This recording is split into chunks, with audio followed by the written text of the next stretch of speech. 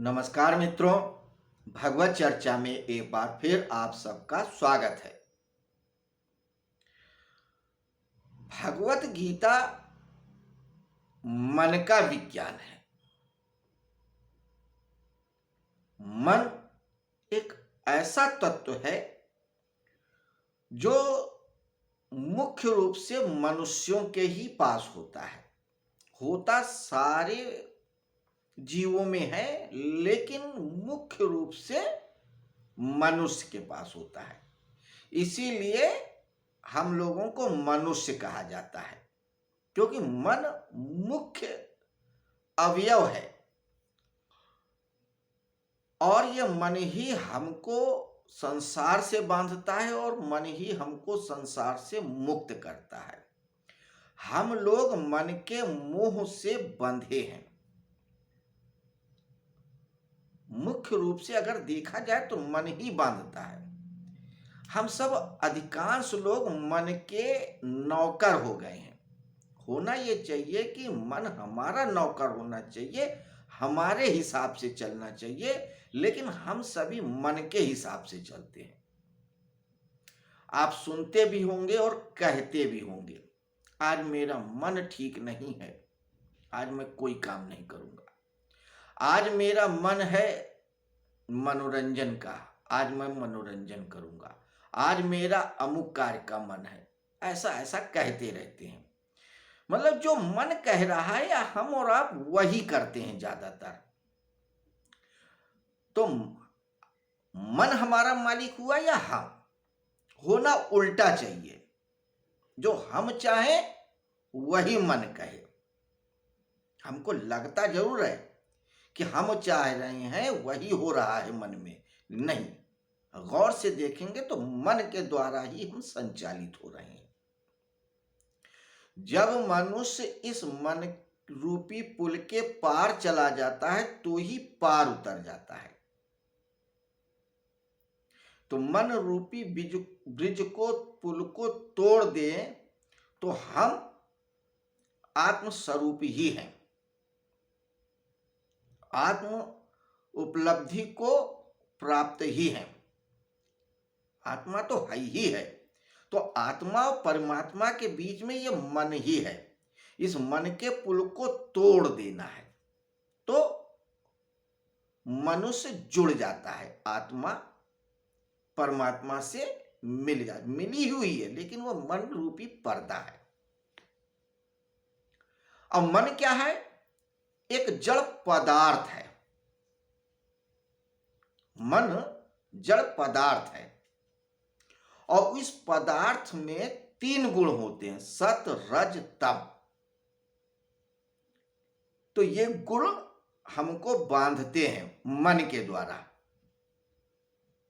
तो मन एक ऐसा टूल है जो इस पदार्थों के, संसार के सारे पदार्थों में जो गुण है सत, रज, तम का, उसके द्वारा मन बंध जाता है। और जब मन बंध जाता है तो हम बंध जाते हैं, क्योंकि हम मन के द्वारा ही पदार्थों से जुड़े हैं। अगर मन को गिरा दो तो पदार्थों से कोई आसक्ति नहीं है। और मन अगर है तो पदार्थों से जुड़े हुए हैं। तो वस्तुतः मन भी एक जड़ पदार्थ है। तो यहां पे जो जड़ पदार्थ है उनके गुणों की बात कर रहे हैं। तो भगवान श्री कृष्ण इस 14वें अध्याय गुणत्रय विभाग योग में यही बताते हैं कि जड़ पदार्थों के अंदर 3 मुख्य गुण होते हैं,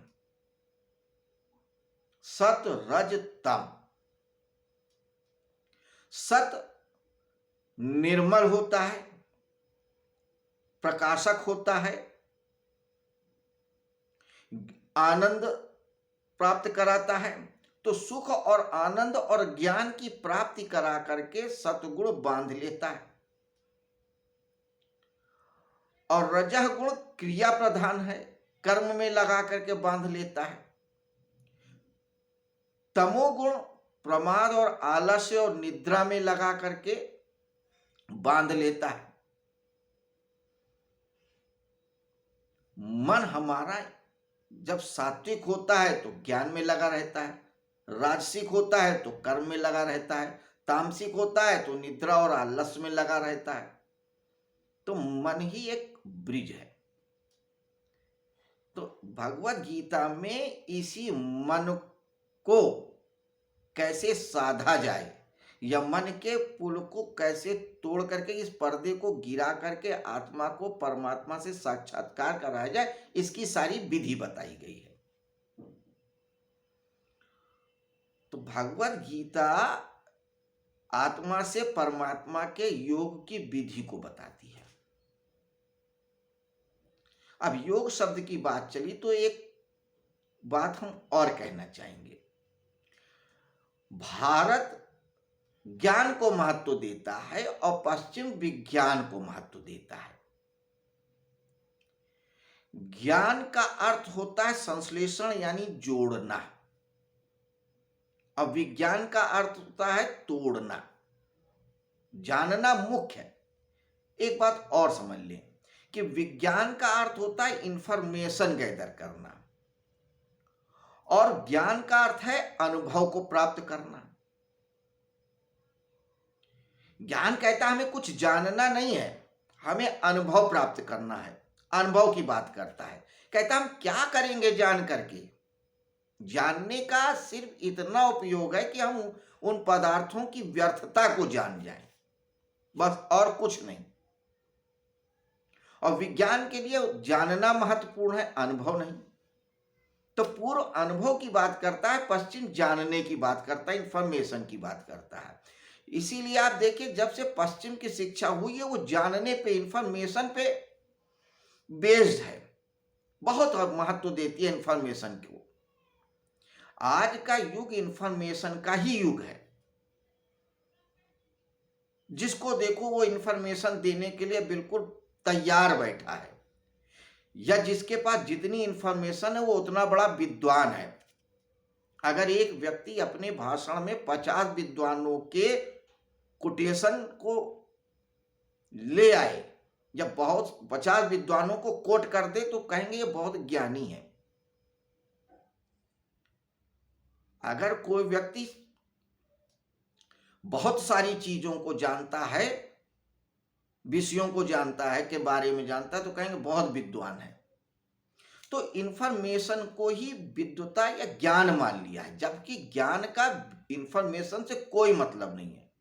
इंफॉर्मेशन तो गूगल के पास भी बहुत है, तो क्या गूगल विद्वान हो गया, मशीन हो गया, तोता है? आपके पास बहुत सारी इंफॉर्मेशन है तो आप बिल्कुल कैलकुलेटर की तरह है या कंप्यूटर की तरह, इससे ज्यादा कुछ नहीं। कंप्यूटर से ज्यादा की उपयोगिता आपकी नहीं है, मशीन है। लेकिन ज्ञान में आप मशीन नहीं है, आप परमात्मा स्वरूप ही है, सतचित आनंद स्वरूप है, अनुभव की बात करता है। तो पूरा वो योग की बात करता है, क्योंकि विज्ञान का अर्थ है योग, जोड़ना। पूरब कहता है कि किसी चीज को जानना है तो हमको जोड़ के जानना होगा। अगर हमें एक पत्ती के बारे में जानना है पेड़ की, तो पत्ती शाखा से अलग नहीं, हमें शाखा के साथ पत्ती को अध्ययन करना होगा। शाखा अपने पेड़ की तने से जुड़ी है तो पेड़ के तने को भी अध्ययन करना होगा। पेड़ भूमि से जुड़ा है तो भूमि को अध्ययन करना होगा। भूमि पूरी पृथ्वी से जुड़ी है तो पृथ्वी को अध्ययन करो। पृथ्वी आपके सौर मंडल से जुड़ी है, उसका अध्ययन करो। सौर मंडल आकाश गंगा से जुड़ा है, आकाश गंगा निहारिकाओं से जुड़ी है, निहारिका नेबुला से जुड़े हैं, नेबुला ब्रह्म से जुड़ा है, ब्रह्म जो है सत्य से जुड़ा है। तो कुल मिला के एक पत्ती को भी जानना है तो ब्रह्म को जानना होगा, उससे कम पे काम नहीं चलेगा, वो सबको जोड़ के देखेगा। पश्चिम को पत्ती के बारे में जानना है तो तोड़ेगा, तोड़ के ले आएगा लेबोरेटरी में, उसको तोड़ेगा तोड़ेगा तोड़ेगा, इलेक्ट्रॉन प्रोटॉन न्यूट्रॉन पॉजिट्रॉन करेगा, क्वांटा तक करेगा और कहेगा ये है। उसके बाद वो सत्य की ऐसी तैसी कर देते हैं, कुछ नहीं मिलता है, शून्य मिलता है। इसीलिए पश्चिम में जितनी विध्वंस की बातें हैं हो रही हैं, वहां का इंसान पश्चिम का विध्वंस की बात करेगा, युद्ध की बात करेगा, तोड़ की फोड़ की करेगा। भारत का या पूरब का व्यक्ति बात ही नहीं करेगा, वो योग की बात करेगा। इसीलिए हमारे सारे ज्ञान विज्ञान को योग कहा है। भगवत गीता में भी 18 अध्याय जो है उनका नाम योग से है। पॉजिटिव। पश्चिम बात जरूर बी पॉजिटिव की करता है, लेकिन सारी देशना बी निगेटिव वाली ही है, नकारात्मक ही है।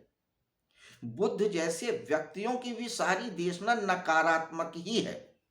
हर चीज को नकारो, नेति नेति, ये भी नहीं, ये भी नहीं, ये भी नहीं। आप देखिए बौद्ध धर्म को मानने वाले देश चाइना का हाल। बुद्ध अहिंसा की बात करते रहे, उससे बड़ा हिंसक देश ही नहीं इस समय दुनिया में।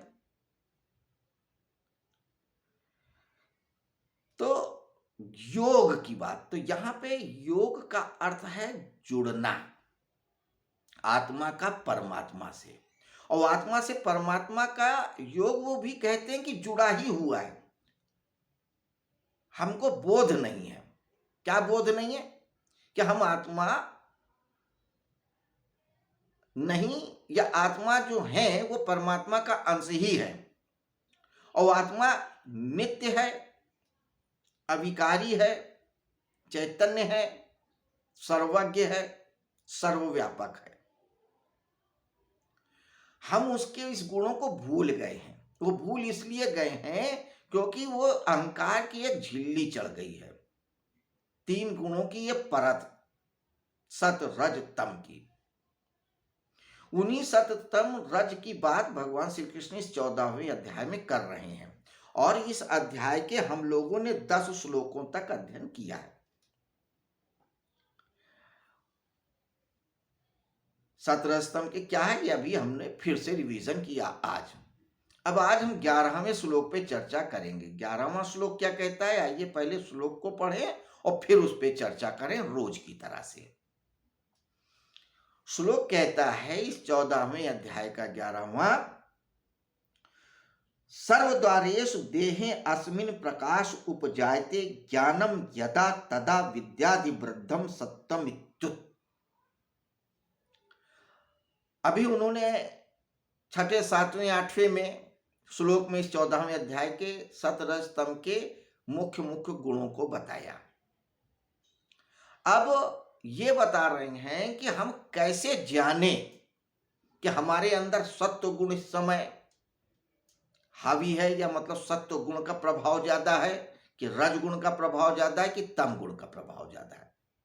ये तो जान लिया कि ये 3 गुण हैं। अब जाने कैसे कि मेरे अंदर इस समय सत्व का प्रभाव है या रज का या तम का, उसी की बात कह रहे हैं। क्या कहते हैं, सर्वदारेषु देहे अस्मिन् प्रकाश उपजायते। जब इस मनुष्य शरीर में सब द्वारों में प्रकाश यानी स्वच्छता और विवेक प्रकट हो जाता है, तब यह जानना चाहिए कि सत्व गुण बढ़ा हुआ है। सर्वद्वारेषु, हमारे इस शरीर को भुवन भी कहा जाता है, मंदिर भी कहा जाता है। भुवन माने घर, और मंदिर भी घर ही है। तो मंदिर, घर को भी मंदिर बोलते हैं। तो इस मंदिर में 9 द्वार हैं, 7 द्वार ऊपर, 2 द्वार नीचे। गर्दन के ऊपर जो हमारा सिर का हिस्सा है, इसमें 7 द्वार हैं। 2 नेत्र के, 2 नासिका के 4, 2 कान के 6 और 1 मुख का 7। नीचे हमारे जो 2 जन्नांग है वहां पे 2 हैं, एक उपस्थ और एक मूत्रेंद्रिय। 9 द्वार हैं। कहते हैं इन 9 द्वारों से ही हमारे अंदर इंफॉर्मेशंस आती है या हम ज्ञान प्राप्त करते हैं, जो भी है अनुभव प्राप्त करते हैं। कहते हैं अभी इन 9 द्वारों में जब प्रकाश, सर्वद्वारेषु देहे अस्मिन् प्रकाश उपजायते, स्वच्छता आ जाए तो आप समझिए कि सत्वगुण का प्रभाव है। प्रकाश यानी कि स्वच्छता या ज्ञान, निर्मलता। तो जब हमारे इन सातों द्वारों, 9 द्वारों में 7 ऊपर के 2 नीचे के निर्मलता आ जाए, प्रकाश आ जाए, तो हमें सत्वगुण का ही प्रभाव समझना चाहिए। सत्वगुण हल्का भी होता है। अगर आप अपने अंदर एक हल्कापन महसूस करते हैं,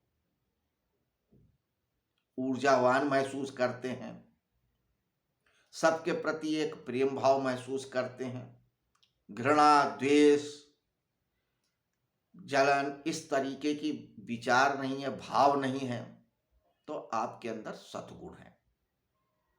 तो ये 9 द्वार में अंतःकरण भी आ जाता है। इसके अलावा बहिर्करण और अंतःकरण, तो हाथ, पैर, मुख, नाक ये सब बहिर्करण है, और मन, बुद्धि, चित्त अंतःकरण है। तो हमारा मन भी निर्मल हो जाता है, स्वच्छ हो जाता है, किसी के प्रति कोई बुराई नहीं रहती है, कोई द्वेष नहीं रहता, कोई घृणा नहीं रहती। तो जानो कि आपके अंदर सत का प्रवाह है। अगर आपके अंदर लोभ है, मोह है, क्रोध है, वासना है, तो आप समझ लो कि सत्वगुण नहीं है। ये पहचान। अगर आपका मन अध्यात्म में लग रहा है, परमात्मा में लग रहा है, भक्ति में लग रहा है, सबके साथ प्रेम से मिलने का हो रहा है, आप अपने अंदर एक ऊर्जा महसूस करते हैं, स्वस्थ महसूस कर रहे हैं, तो आपके अंदर सत्वगुण है। और जब सत्वगुण है तो आप परमात्मा को अनुभव कर सकते हैं, उसका साक्षात कर सकते हैं। हाँ, ये और बात है, बीच में एक पर्दा रहेगा ट्रांसपेरेंट सत का। मतलब समझ लो कि 3 पर्दे हैं। सत का पर्दा बिल्कुल ट्रांसपेरेंट है, रज का पर्दा क्या है, ट्रांसपेरेंट नहीं है, बस आपको दिखेगा, झलक दिखेगी कि अदर साइड में कुछ है, बाकी साफ साफ नहीं दिखेगा। और तब में तो कुछ भी नहीं दिखेगा, ब्लैक रहेगा, ब्लैंक रहेगा, कुछ भी नहीं दिखेगा। तो जब आपको परमात्मा की सत्य की झलक लग रही है, दिख रही है, आप उसको छू नहीं पा रहे हैं, अनुभव नहीं कर पा रहे हैं, लेकिन जान पा रहे हैं, तो आप समझ लो कि सत आपके अंदर है, सतोगुण है। तो सर्वतारे देहि अस्मिन् प्रकाश उपजायते ज्ञानम यदा तदा विद्यादि वृद्धम सत्वमित्युत। तो आपके अंदर ज्ञान और विद्या का प्रकाश हो तो आपके अंदर सत्वगुण है। अब रजगुण जब आपके अंदर हावी होगा तो क्या होगा, कैसे पहचानेंगे, तम गुण होगा तो कैसे जानेंगे, ये हम कल देखेंगे। आज के लिए इतना ही। धीरे धीरे हम एक एक श्लोक पे चर्चा करते चलेंगे। अगर एक अध्याय को भी हम समझ गए तो बहुत कुछ समझ जाएंगे, भगवत गीता समझ जाएंगे। क्योंकि भगवत गीता की यही विशेषता ही है, एक अध्याय समझ लो सारा अध्याय समझ लिए, एक श्लोक समझ लिए सारा अध्याय समझ लिए। कहीं से भी कोई भी श्लोक उठा के आप जीवन में उतार लो, आप पार उतर जाओगे। ये तो ज्ञान की गंगा है। जैसे ज्ञान गंगा में या गंगा में आप कहीं से भी अपने हाथ अंजुरी में पानी लो, अपने लोटे में पानी लो, गंगा ही आएगी आपके कमंडल में, आपके अंजुरी में, आपके हाथ में। In the same way Bhagavad Gita के 700 श्लोक में किसी भी अध्याय का कोई भी श्लोक आप अपने जीवन में उतार लो, आप भगवान के सानिध्य में आ जाओगे, आपके अंदर सत्वगुण का प्रभाव हो ही जाएगा। बस शर्त इतनी सी है कि आपको उस ज्ञान गंगा के पास जा करके अपनी अंजलि में उस ज्ञान जल को लेना होगा, इतना तो करना ही होगा। बाकी तो सब परमात्मा करेगा। खैर, आज के लिए इतना ही। नमस्कार, शुभ रात्रि। कल फिर मिलते हैं इसी समय, इसी जगह, इसी तरह से।